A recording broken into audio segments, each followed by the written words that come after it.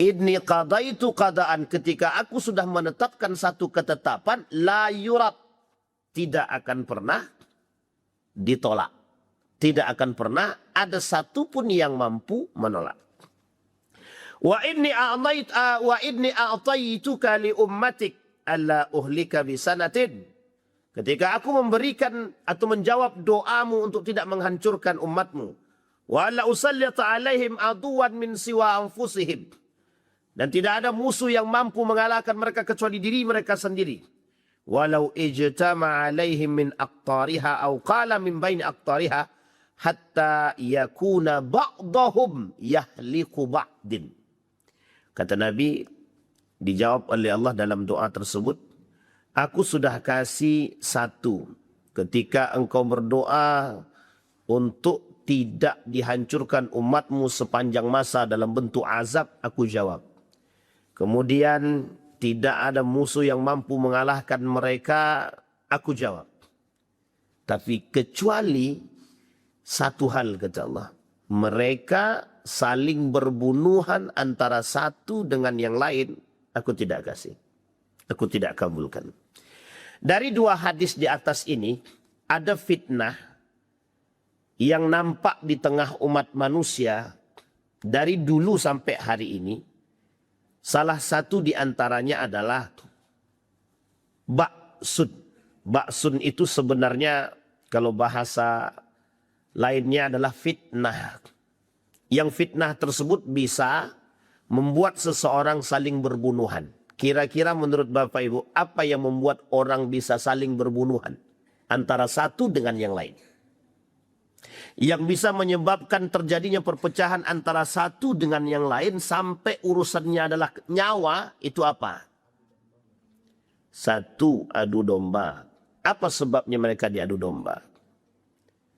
Ada sebab yang lain? Ada. Apa sebab yang lain? Dunia. Dunia. Itu fitnah yang besar. Kita ambil contoh. Amerika, satu kelompok. Cina, Rusia, dan Iran satu kelompok. Cina, Israel satu kelompok. Kira-kira ini berperang nggak? Salah satu kondisi kita yang hari ini yang sangat mengkhawatirkan adalah munculnya perang dunia ketiga antara dua negara ini. Antara dua kekuatan besar ini. Iran, Rusia, Cina, Amerika, Israel. Pertanyaannya, apa yang menyebabkan dua kekuatan besar ini akan berperang? Apa sebab? Sebab yang pertama, kekuasaan. Sebab yang kedua, persoalan harta. Ekonomi, harta, dan lain sebagainya masuk di situ. Yang ketiga, ini persoalan yang paling serius, agama. Saya ulangi Bapak Ibu. Apa yang menyebabkan dua kekuatan besar ini bertikai? Berperang. Kalau cuma bertikai saja selesai Pak. Sederhana saja. Tapi ini berperang Pak. Yang dijadikan kambing hitam itu adalah Palestina. Yang dijadikan kambing hitamnya adalah Palestina. Artinya Bapak Ibu, Amerika dengan Israel bersatu. Di belakangnya semua. Rusia, Cina, dan kemudian Iran, ini satu kelompok kekuatan besar yang kelak yang nampak bagi kita yang saling bermusuhan. Pertanyaannya, apa sebab mereka berperang? Satu, kekuasaan politik. Yang kedua, persoalan harta. Yang ketiga, persoalan yang paling serius, agama. Jadi agama ini tidak nampak seolah-olah ini bukan perang agama. Tapi pada hakikatnya ini perang agama. Perang agama. Kita ambil contoh Inggris. Inggris pada perang dunia pertama itu menghasut sekian banyak. Bukan sekian banyak. Beberapa kelompok-kelompok dari sisi kerajaan-kerajaan muslim untuk berkhianat kepada Turki Utsmani. Tujuannya apa? Tujuannya adalah kekuasaan dan memerangi kekuasaan dan berhasil dalam perang dunia pertama. itu kamuflase pertama. Tapi tujuan utamanya adalah agama. Jadi Bapak Ibu sekalian yang berbahagia, Yahudi itu tidak suka lihat Islam berjaya. Ya, tidak suka dengan Islam berjaya. Ustaz, jauh kali antara fitnah dengan jadi. Memang dari situ mulainya, Pak. Memang dari situ mulainya. Setelah Nabi itu lahir jadi seorang Nabi, membawa risalah agama, yang agama tersebut menolak semua aktivitas agama yang lain selain daripada Islam. Itu menjadi poin, Pak. Bagi kaum yang walan tarda ankal yahud walan nasara hatta tattabi'a millatahum. Ya, kita akan pernah senang dengan kita sampai kita ikut agama. Sekarang saya tanya, betul tidak pernyataan Allah itu yang 1400 tahun tertulis dalam Al-Quran sampai hari ini? Yang pernah melihat tanda-tanda kita harus mengikuti agama mereka, bisa Bapak Ibu sampaikan. Pertanyaannya adalah, betul tidak yang mereka harapkan? Betul, Pak. Apa tujuannya menghancurkan kita? Agama kok. Apa tujuannya? Nas menghancurkan kita. Agama, bukan yang lain. Tapi mengapa kemudian di balik penghancuran agama ini harus melalui simbol-simbol kekuasaan, politik, ekonomi? Itu dijawab sama Nabi. Salah satu penyebab fitnah terbesar yang bisa merusak keislaman seseorang itu adalah harta. Sekarang kita relate, Kak. Kita coba sambungkan dengan makna dalam Al-Quran tersebut. Inna amwalakum wa auladakum fitnah. Anakmu, hartamu fitnah. Sekarang persoalannya, kita sesuaikan dengan keadaan. Betulkah harta ini menjadi fitnah? Ekonomi ini menjadi fitnah? Betulkah ekonomi ini menjadi penyebab berbunuhnya antara satu muslim dengan muslim yang lain? Kita lihat kasusnya. Ketika perang Uhud yang kedua. Perang Uhud pertama kita menang. Perang Uhud kedua kita lihat. Turun para pemanah. Apa alasan mereka turun? Apa alasannya mereka turun, Bapak Ibu? Harta rampasan. Siapa yang menghasut? Kaum munafik. Disebutkan oleh Allah di dalam Al-Quran. Apa kata orang-orang kaum munafik? Turunlah. Kalau tidak nanti harta rampasan itu akan diambil orang. Turun para pemanah. Tapi apa yang dikatakan Nabi? Jangan turun. Nabi itu Nabi. Itu Nabi. Nabi masih hidup bersama mereka, mereka turun. Nabi perintahkan jangan turun, tapi mereka turun. Uniknya perkataan Nabi terbukti ketika itu atau tidak? Nabi cuma memberikan isyarat jangan turun. Tapi Nabi tak katakan kalau kita turun kita kalah. Nabi tak katakan. Cuma Nabi katakan jangan turun. Pertanyaannya adalah apa maksud daripada kalimat tersebut? Ita'ah. Ketaatan kepada perintah yang diberikan oleh Nabi.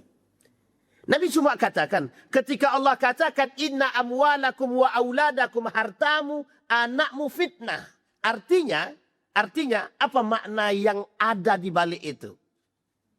Berhati-hatilah dari anak dan harta. Sekarang kita lihat satu-satu. Kita lihat anak dulu.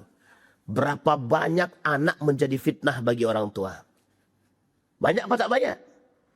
Kita lihat rumah tangga ada anaknya yang terikat kasus narkoba. Fitnah atau bukan?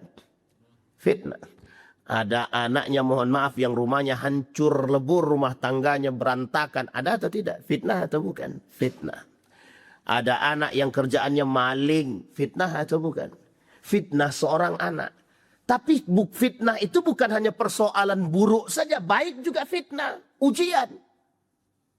Jadi anak itu menjadi ujian sepanjang hayat bagi seorang ayah dan ibu.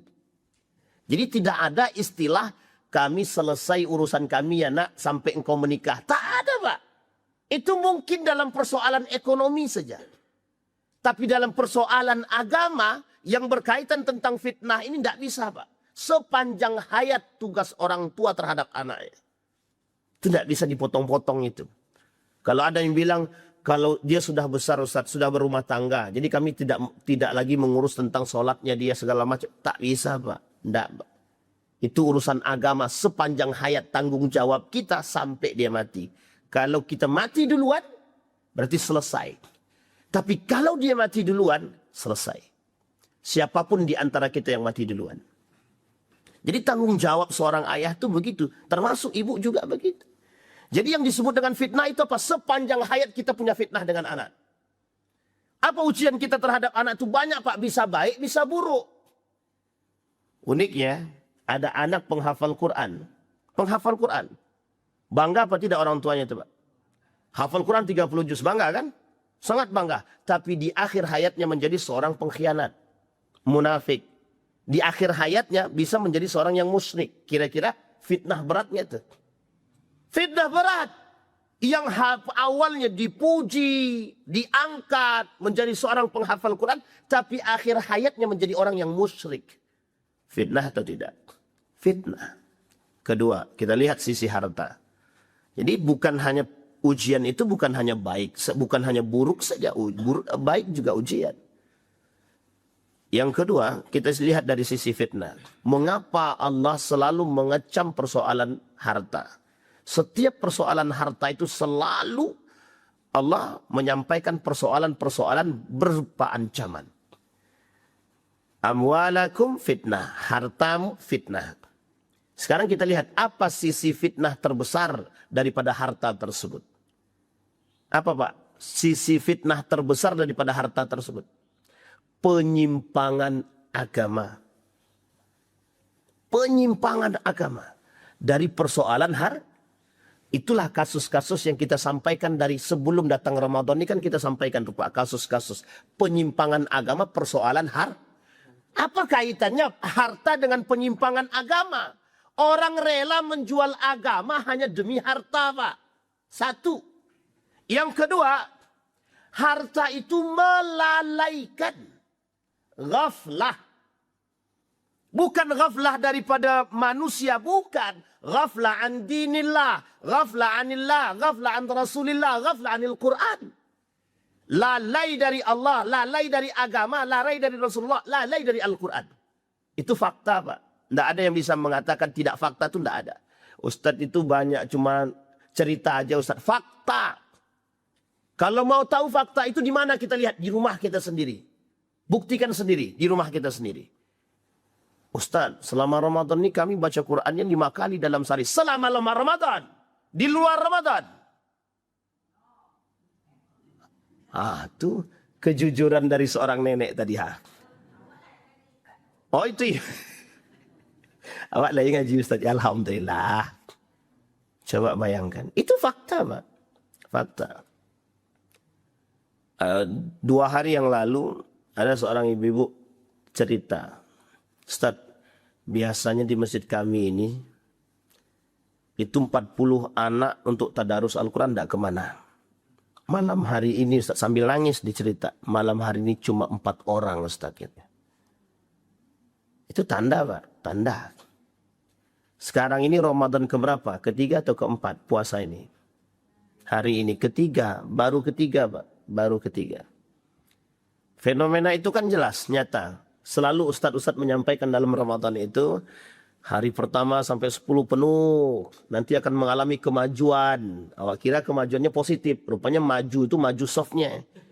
Dari belakang softnya maju ke depan. Tinggal cuma satu soft. Coba bayangkan. Itu sebenarnya bukan candaan Pak. Tapi itu kekhawatiran yang serius. Ramadan saja yang punya momen spesial. Itu bisa dihindari. Apalagi mohon maaf yang tidak ada momennya Pak. Nah, sekarang kita lihat. Di dalam Ramadan itu ada sesuatu yang unik.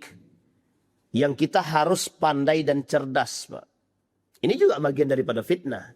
Apa itu kecerdasannya? Mana yang terpenting. Bisa dipahami kalimat ini Pak ya. Mana yang terpenting. Ini Pak, kalimat ini sederhana Pak. Sangat sederhana sekali Bapak Ibu. Tapi coba maknai dengan serius. Mana yang terpenting. Ini Ramadan. Mana yang terpenting. Penting mana? Sholat wajib atau sholat tarawih? Jujur. Baik. Penuh mana? Sholat wajib atau sholat tarawih? Paham dah Bapak Ibu ya? Itu fenomena. Itu faktanya begitu. Tapi Ustaz udah mau sholat tarawih, iya kita tidak menghujat mereka, tidak. Tapi kita melihat mana yang terpenting. Jadi salah satu persoalan fitnah di akhir zaman kata Nabi, tidak bisa orang membedakan mana yang sunnah, mana yang wajib. Dan itu buktinya. Ternyata sunnah itu lebih ramai daripada yang wajib. Kita ambil contoh, sholat subuh itu wajib atau sholat subuh itu wajib atau sunnah? Wajib. Sholat tarawih sunnah atau wajib? Sunnah. Lebih ramai mana? Tarawih kan? Ya Ustaz, mereka nggak ada yang bangun gitu. Sekarang kita lihat lagi Pak. Fenomena yang unik lagi. Buka puasa. Buka puasa itu wajib atau tak wajib? Wajib kan? Pertanyaannya kewajibannya sampai nggak derajatnya dengan sholat? Apa hukumnya buka puasa tapi takhir sholat sampai ke isya? Apa hukumnya buka puasa tapi sholatnya menjelang isya? Sholat maghribnya menjelang isya. Sampai di sini paham Bapak Ibu ya? Kita bergegas Pak, yuk cepat datang. Ini momen buka bersama. Rame datang Pak awal-awalnya. Setelah makan kenyang semua. Nggak ada yang nungguin sholat. Ntar sholat maghrib yuk. Ntar dulu. Ntar dulu. Kan masih panjang waktunya. Sekarang saya tanya Pak, panjang enggak waktu untuk buka puasa itu? Sampai kapan? Sampai nanti subuh. Kalau dia mau puasa kan, tapi memang tak boleh juga dia berpuasa sepanjang itu kan nggak boleh. Tapi artinya panjang mana waktunya ketimbang sholat maghribnya gitu. Ini yang kita sebut dengan fenomena penting mana. Bapak Ibu, ada kebanggaan atau kegembiraan mencari bukaan takjil. Bahagia hati kita kan, pergi cari bukaan. Tapi mohon maaf, azan berkumandang, kita masih di luar. Kita masih di luar. Pernah nggak kita berpikir dengan satu hadis baginda Nabi, jangan keliaran di waktu maghrib. Pernah, sore sampai maghrib, itu pernah nggak kita berpikir begitu? Itu kita terobos Pak. Kita terobos itu. Hadis tersebut demi apa? Kegembiraan. Ya tak salah Pak. Yang salah itu takhir sholahnya Pak. Salat itu wajib Pak. Wajib banget. Sangat wajib. Kalau ditimbang antara sholat dengan buka puasa, mohon maaf Pak. Bapak minum air putih sudah batal puasa itu belum? Batal, cukup. Jadi mana yang penting itu yang harus kita pikirkan. Itu fenomena, itu fitnah. Makanya kadang-kadang kalau kita berpikir ya banyak persoalan itu yang memang melalaikan kita daripada Allah Subhanahu wa taala. Itu bukan hanya sekedar cerita tapi itu fakta. Makanya kembali itu skala kecil. Bagaimana dengan skala yang besar tadi? Ketika ini dihadapkan dengan dua kekuatan besar tadi. Iran dengan kekuatan Cina, Rusia, Iran dengan Amerika dan Israel. Itu jelas persoalannya Pak. Persoalannya agama. Makanya ketika Turki Utsmani itu runtuh Pak. Apa kata Inggris itu? Kemenangan Inggris itu perangnya melawan Turki Utsmani. Bukan yang lain. Yang mereka perang itu Turki Utsmani. Orang yang sangat lama berkuasa. Negara yang sangat, kerajaan yang sangat lama berkuasa. Diobrak-abrik, dihancurkan. Cara meruntuhkannya bukan dengan senjata. Tapi cara meruntuhkannya pertama dengan urusan dunia. Harta. Berapa banyak orang yang cinta terhadap kekuasaan. Masuk tuh satu-satu. Keluarga-keluarga kerajaan tuh dihasut. Kau mau jabatan apa? Mau kekuasaan apa? Harta sekian banyak. Oke, segala. Dikasih. Tapi siapa yang tukang hasut? Yang di belakangnya Pak. Siapa? Ya. Jadi keseriusannya menghancurkan kita itu bukan hanya. Kalau kita lihat skalanya Pak. Cara yang menghancurkan kita. Itu bukan sekedar tembak hancurkan mereka. Tidak. Cara menghancurkannya itu perlahan. Satu-satu yang dirusak. Itu yang disebut dengan fitnah tadi. Makanya Bapak Ibu salah satu penyebab terjadinya satu orang muslim dengan muslim bisa bertikai itu persoalannya harta saja. Ingat, kalau dia tidak punya iman. Orang yang punya iman itu diusik Pak, diusik. Bagaimana caranya biar cinta terhadap dunia? Coba bayangkan, bisa lisan kita ini mengatakan sesuatu yang bertolak belakang daripada agama, sementara kita tahu itu salah. Kita tahu itu salah, tapi bisa lisan kita ini mengatakan itu benar. Yang salah bisa jadi benar dengan lisan. Kira-kira yang berbicara apa? Nafsukah? Atau imankah? Syahwat. Hawa nafsu. Itu yang disebut oleh Nabi. Maka Bapak Ibu, kita bicara tentang fitnah tadi. Apa yang menyebabkan seseorang itu saling bertikai, berpecah belah, atau bermusuhan antara satu dengan yang lain? Salah satu penyebab terbesarnya adalah harta, hubbud dunia, cinta terhadap dunia. Wa qala Syekhul Islam Ibnu Taimiyah rahimahullahu fi ta'silil mani'. Wa hadzal ba's naw'ani. Persoalan pertikaian tadi, yang fitnah tadi terbagi dua. Ahaduhuma, salah satu di antaranya, al-fitanu, fitnah-fitnah, allati tajri alaihim, wal fitnatu taridu alal qulub. Fitnah yang pertama adalah yang sampai kepada manusia dan merusak hati-hati manusia. Fala tu'raful haq wa la taqsiduhu. Ketika hati mereka rusak, mereka tak bisa lagi melihat mana yang hak dan mana yang batil. Fayu'zi ba'duhum ba'da bi'aqwalin wa a'malin. Nah, bayangkan Pak, itu perkataan Syekhul Ibnu Taimiyah. Apa kata Syekhul Ibnu Taimiyah? Ketika fitnah ini masuk ke dalam diri seseorang dan merusak hati dia tak fikir Pak, mana yang salah, mana yang betul. Itu kan faktanya begitu. Contoh. Ya ini contohnya memang itu aja yang kena tuh. Orang-orangnya itu aja yang kena itu. Koruptor misalkan ya. Tahu enggak mereka itu salah itu? Jujur aja tahu enggak mereka itu salah? Saya yakin 100%, bahkan bukan 100% Pak. 1000% mereka tahu korupsi itu salah. Tapi pertanyaannya apa mereka lakukan? Itu tadi, fayu'dhi ba'dhum ba'dha. Kita ambil contoh ya Pak, jual beli jabatan. Itu mereka tahu itu salah Pak. Orang mereka yang jual aja sholat kok. Yang jualnya sholat loh, yang jualnya. Paham ya Bapak Ibu Baik. Kita tidak usah terlalu itu. Sekarang kita lihat lagi.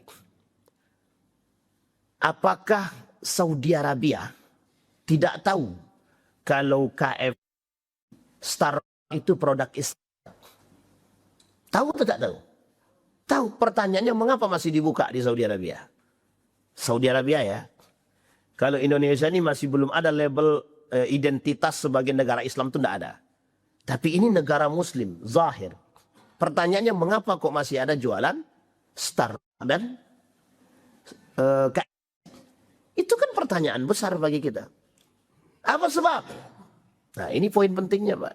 Itu yang dikatakan oleh Syekhul Islam Ibnu Taimiyah. Ketika hati ini dirusak oleh fitnah, tidak bisa dia membedakan mana yang hak dan yang batil. Padahal dia tahu.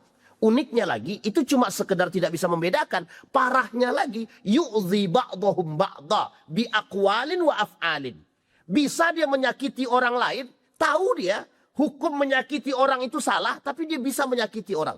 Dari perkataan dia, dari perbuatan dia. Jadi jangan salah Pak, ketika seseorang yang hatinya sudah rusak itu mencaci maki orang. Nah sekarang kita lihat, apa sebab hati seseorang itu rusak? Yang haram. Kira-kira fitnah enggak tuh? Harta haram itu fitnah enggak? Harta haram itu masuk ke dalam kita, masuk ke dalam diri kita. Itu yang tadinya perkataannya subhanallah, istighfar, bisa langsung ngelantur Pak. Caci maki. Bayangkan. Uniknya lagi, bisa membuat akal ini hilang. Apa maksudnya akal itu hilang? Bisa menghalalkan yang haram dan mengharamkan ya yang halal. Kira-kira dari sebabnya apa? Harta kah? Atau iman kah? Syahwat kah? Atau iman kah? Syahwat. Jadi, maka ketika itu ketika Nabi berdoa itu Allah tak bisa jawab. Bukan tak bisa jawab, Allah tidak jawab. Kenapa Allah tak jawab? Karena salah satu sebab kehancuran mereka itu. Kenapa demikian? Apa dorongannya? Hawa nafsu. Makanya Bapak Ibu ketika orang meninggikan nafsunya, ini bahasanya kasar ya. ketika orang meninggikan nafsunya, hawa nafsunya, lebih berbahaya, lebih buruk daripada binatang. Kita lihat kasusnya Jeffrey Epstein. Itu mohon maaf. Lebih buruk mana? Manusia kah? Atau bahaim binatang kah? Lebih parah daripada binatang, Pak. Lebih parah daripada binatang. Binatang itu tahu mana anak, tahu dia mana musuh dia tahu, mana anak dia tahu. Manusia nggak tahu, Pak. Yang sudah pada puncaknya dengan nafsu dia, dengan hawa nafsu dia, anak kandung aja bisa. Bayangkan, Pak. Kira-kira lebih parah mana? Lebih parah binatang itu atau manusia? Itu disebut dengan oleh Allah balhum adal. Mereka lebih parah daripada binatang, lebih menyesatkan. Kita lihat kasusnya, Pak.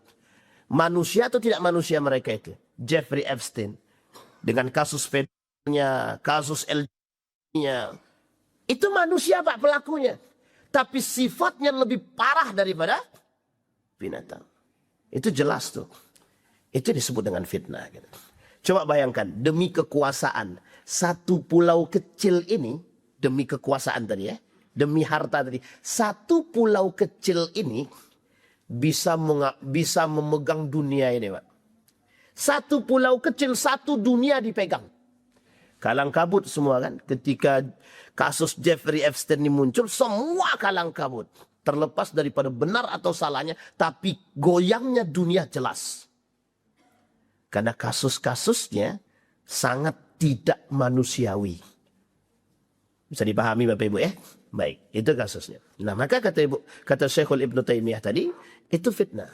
Kalau sudah merusak pada hati, dia tak bisa membedakan mana yang hak dan batil. Kalaupun dia bisa membedakan yang hak dan yang batil, fayu'dzi ba'dahum ba'da. Dia bisa menyakiti antara satu dengan yang lain. Kasus sederhananya, Pak, sederhana.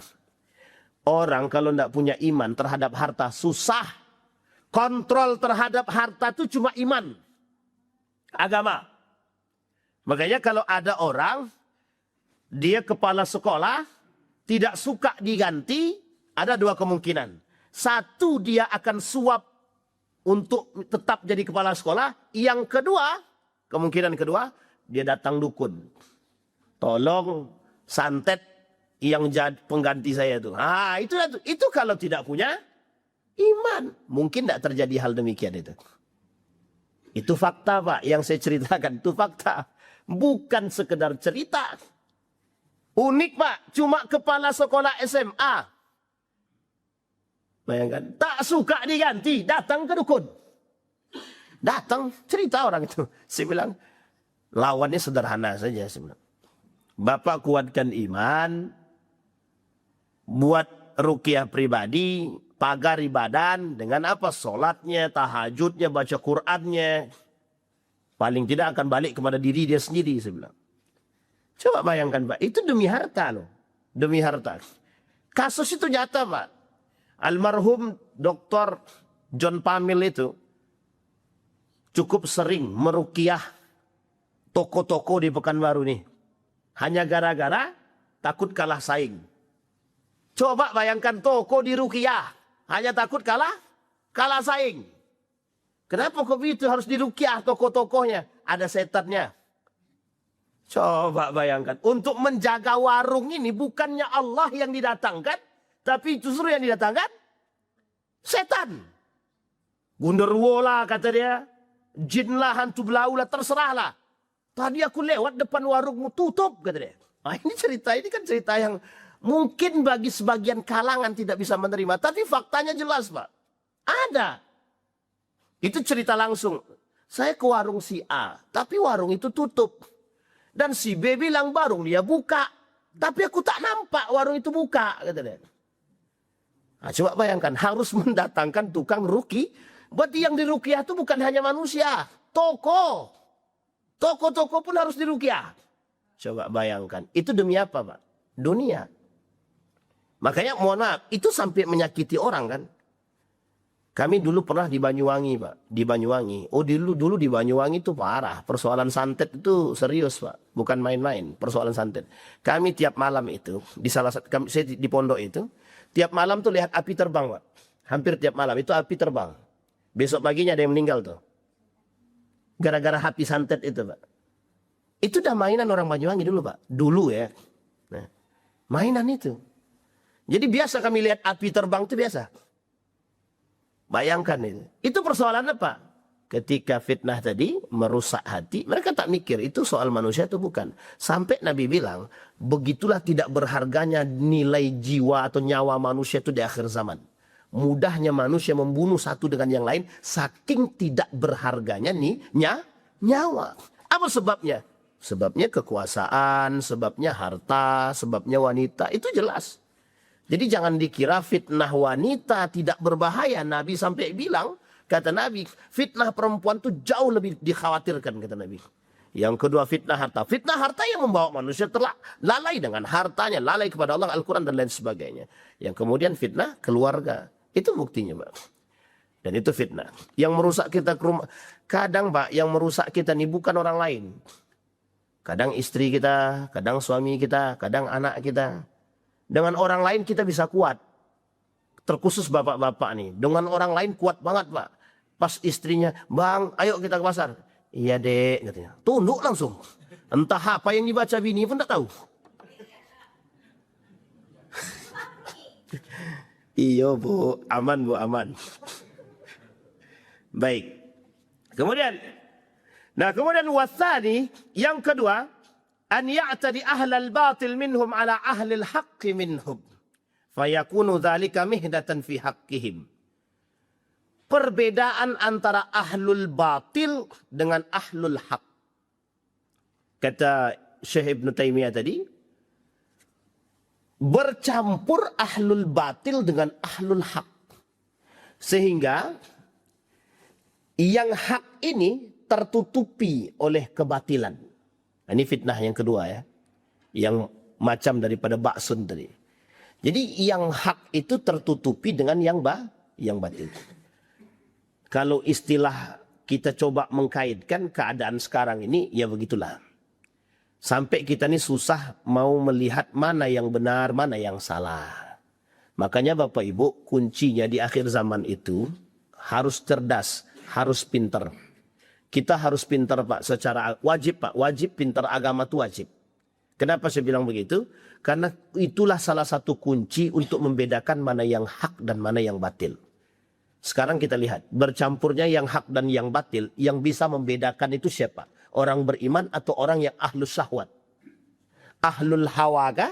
Ahlul batil kah? Atau ahlul hak?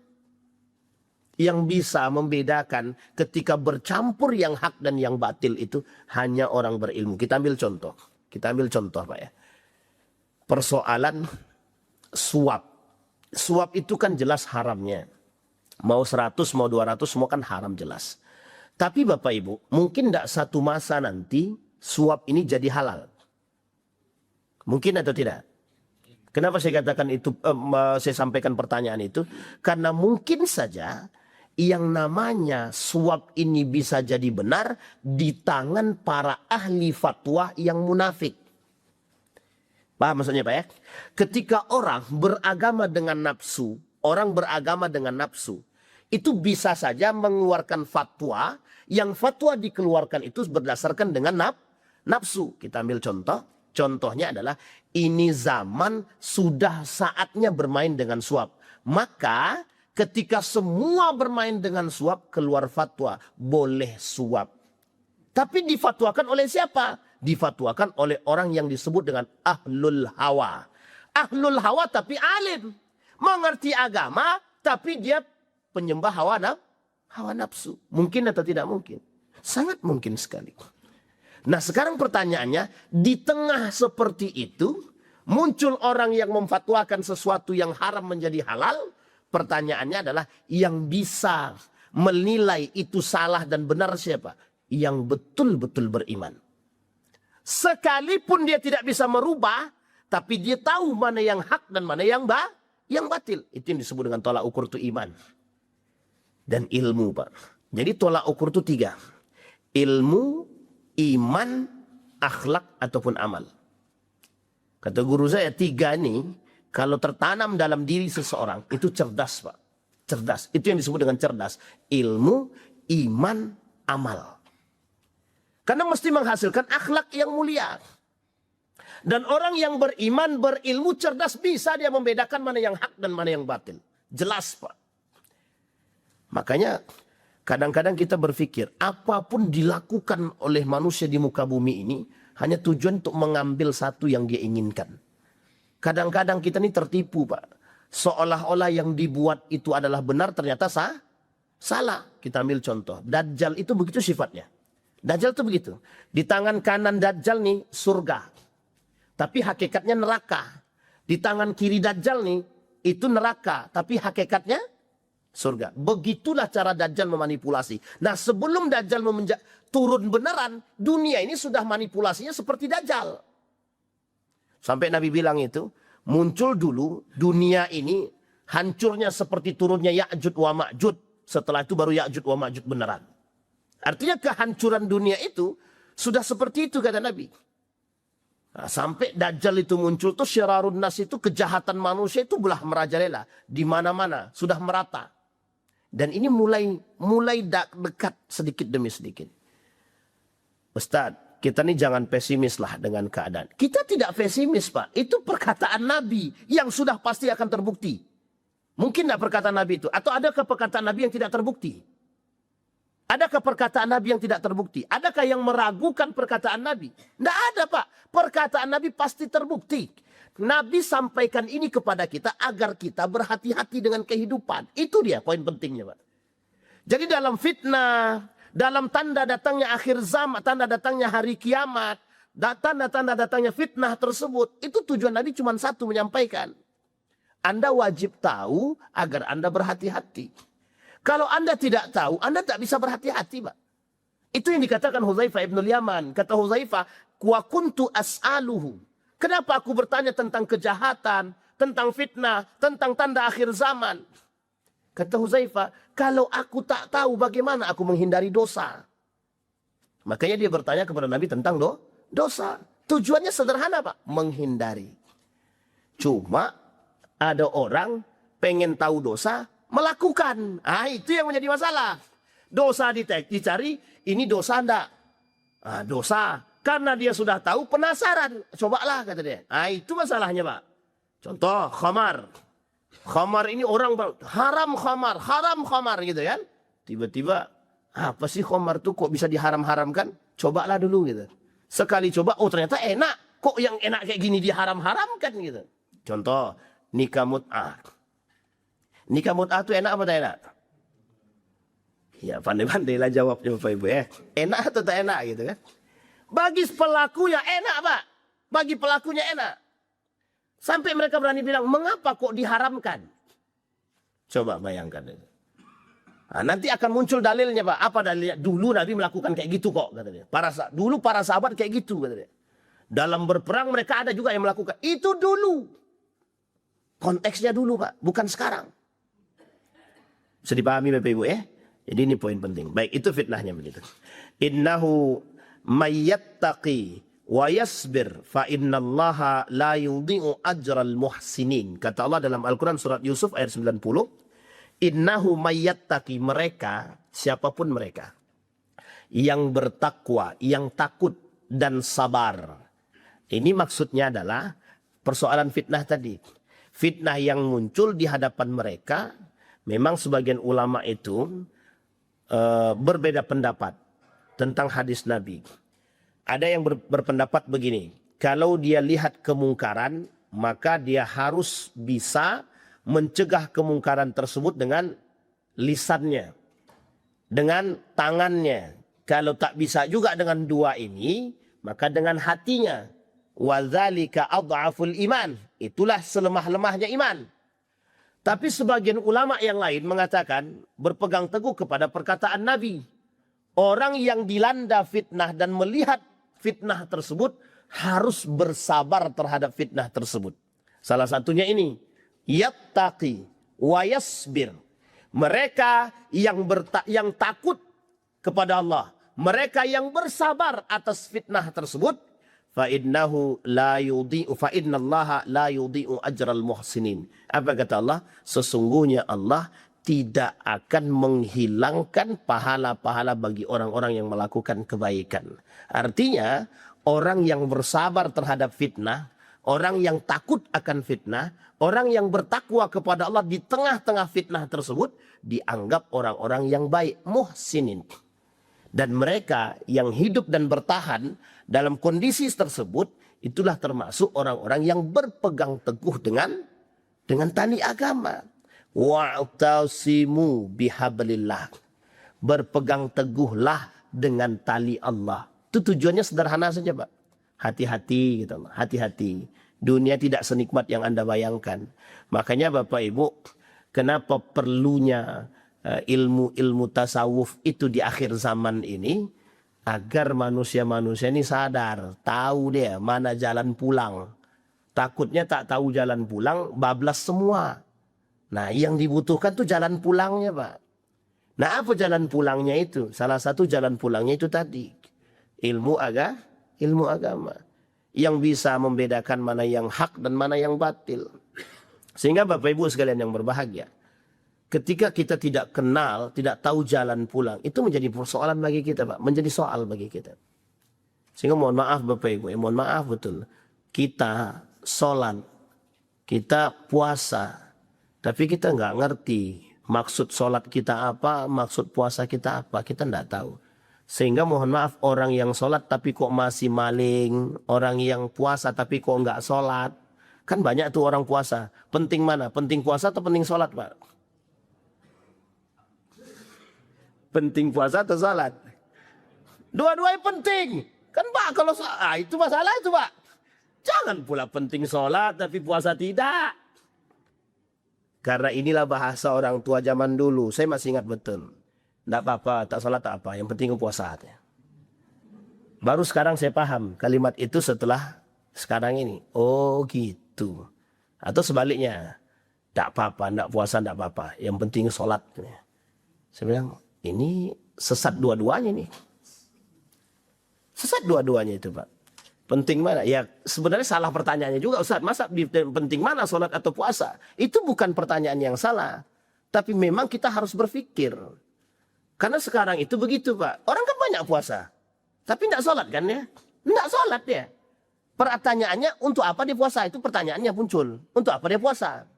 Sehingga muncul dalam benak. Yang penting kan kami melatih diri puasa, Ustaz. Masalah sholat. Tapi dia tak pernah melatih diri untuk sholat. Dia melatih diri untuk puasa, tapi tidak melatih diri untuk sholat. Itu kadang-kadang yang harus kita luruskan. Yang bengkok-bengkok begini itu harus diluruskan, Pak. Makanya kita berbicara tadi, mana yang penting. Penting mana? Pentingkah ngabuburit itu? Ngabuburit itu penting enggak? Enggak penting, Pak, sama sekali. Mohon maaf ya Bapak Ibu, mohon maaf. Orang yang, ya mesti orang tak suka dengan perkataan seperti ini gitu. Ngabuburit itu ngapain sih? Cuci mata. Cuci mata. Apa yang mereka cuci? Tidak tahu, wallahu alam. Saya tak mau suuzon. Tapi faktanya begitulah gitu. Jadi kan itu yang kita sebut mana yang Makanya Bapak Ibu, orang beriman itu cirinya sederhana saja. Min husni islamil mar'i tarkuhu ma la ya'nihi. Sebaik-baiknya keislaman seseorang sebagai penutup bagi kita, sebaik-baiknya keislaman seseorang meninggalkan perkara yang tidak penting bagi mereka. Sekedar mencari buka puasa silahkan. Tapi ingat, momen ini dijadikan oleh mereka salah satu tempat untuk, mohon maaf, euforia. Kita sangat senang Pak, mereka bahagia dengan berbuka puasa itu, kita senang sekali. Tapi jangan, mohon maaf, sadar diri. Ada batasan-batasan dalam agama yang tidak boleh kita terobos. Makanya Bapak Ibu, kegiatan-kegiatan buka puasa bersama, ya sebisa mungkin dikurangilah. Dikurangi. Kami reuni, Ustaz. Kalau sekolahnya ada 5, berarti 5 kali reuni dia. Ya, reuni SD, reuni SMP, reuni SMA, reuni kuliah, reuni S2. Nah, S3. Itu baru itu reuni keluarga sebelah suami, reuni keluarga sebelah istri. Habis waktu, selesai urusan. Sholat tarawih isanya selalu molor.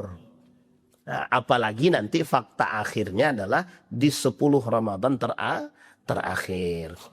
Nah, itu jelas penuh betul itu. Yang penuh malnya, jalannya. Tahun kemarin itu fakta betul Pak. Itu di jalan apa itu? Jalan Sudirman dekat Ramayana itu. Kami mau ngisi kajian di daerah Rumbai. Saya berangkat habis maghrib tepat. Habis maghrib bukan langsung berangkat. Itu jalannya macet. Pakai Honda macet. Ini masjid mana yang mau mereka tuju? Ternyata ada masjid dunia. Ramayana. Mall kiri kanan. Ya Allah ya Rabbi. Ya tapi itu bagian daripada kebahagiaan. Ya silahkan. Tadi kita sebutkan di awal. Mana yang penting. Cuma kan kita sekarang ini penting baju. Kalau tak ada baju baru ya gimana kita mau enak. Itu tadilah. Tidak enak lebaran itu kalau tidak ada baju baju baru. Tidak enak lebaran itu kalau tidak ada ketupat. Pertanyaannya ada tak ada ketupat lebaran jalan nggak? Puasa tetap kita nggak bisa mengundurkan, kita nggak bisa melebihkan. Mudah-mudahan ada manfaat bagi kita semua. Kita berdoa kepada Allah. أعوذ بالله من الشيطان الرجيم بسم الله الرحمن الرحيم حمد الشاكرين حمد النائمين حمدا يوافي نعمه ويكافئ مزيده يا ربنا لك الحمد كما ينبغي لجلال وجهك الكريم وعظيم سلطانك اللهم فقهنا في الدين وعلمنا التأويل اللهم صل على محمد وعلى آل محمد في العالمين إنك حميد مجيد اللهم اغفر لنا ذنوبنا وذنوب والدينا وارحمهما كما ربيانا صغارا اللهم اغفر لنا ذنوبنا وكفر عنا سيئاتنا وتوفنا مع الأبرار اللهم اغفر لهم وارحمهم وعافهم واعف عنهم وأكرم نزولهم ووسع مدخلهم واجعل الجنة مثواهم يا رب العالمين اللهم بارك لنا في رمضان اللهم بارك لنا في رمضان يا مجيب السائل ويا قابل التائبين اللهم اختمنا بالصالحين اللهم اختمنا بالصالحين اللهم إنا نسألك إيمانا كاملا ويقينا صادقا وعملا صالحا مقبولا وتجارة لن تبور اللهم اجعلنا من أهل القرآن واجعل أهلتنا من أهل القرآن الذين نحن خاصتك وأهلك يا أرحم الراحمين يا مجيب السائلين ويا قابل التائبين ربنا ظلمنا أنفسنا وإن لم تغفر لنا وترحمنا لنكونن من الخاسرين اللهم جنبنا من منكرات الأخلاق وسيئة الخلق ربنا هب لنا من أزواجنا وذرياتنا قرة أعين واجعلنا للمتقين إماما رب اجعلني مقيم صلاتي ومن ذريتي ربنا وتقبل دعاء ربنا آتنا في الدنيا حسنة وفي الآخرة حسنة وقنا عذاب النار والحمد لله رب العالمين السلام عليكم ورحمة الله وبركاته